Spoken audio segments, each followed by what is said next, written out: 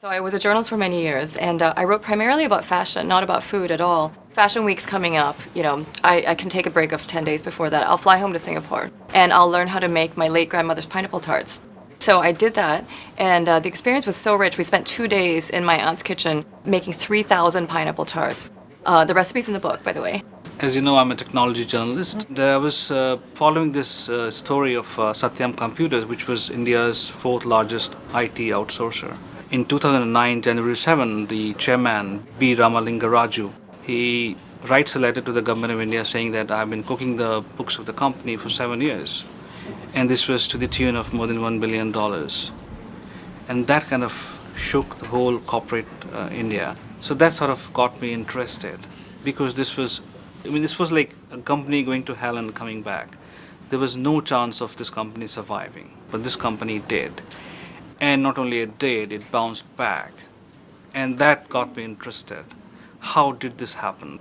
And how did they manage to go through the pangs of this rebirth, this rebooting of the company? That was what I was interested in. Yeah, and when you're spending like 90 minutes in the kitchen waiting for something to steam, the stories about your great-grandfather's opium addictions, your two grandmothers running illegal gambling dens at some point because they were so poor.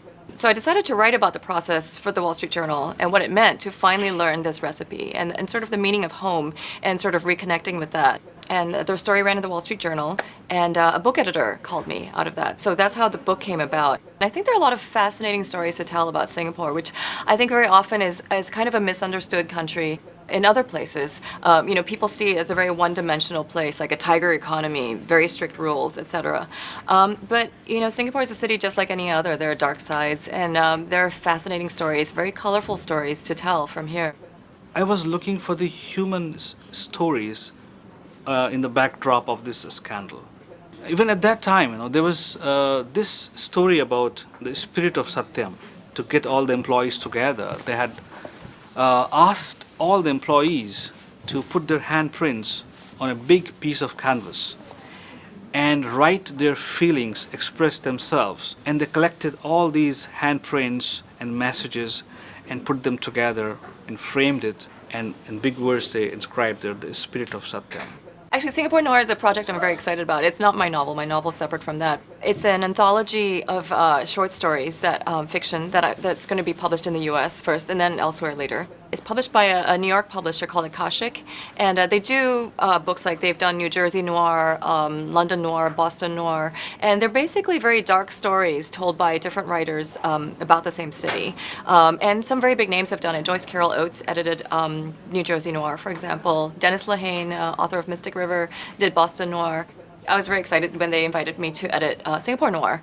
And we have some fantastic writers who have signed on. Jeet Tile is writing a story.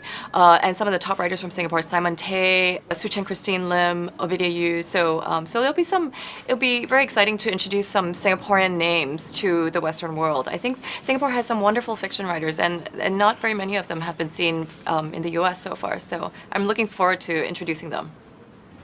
Yeah, I think I want to win the Nobel Prize. Just kidding.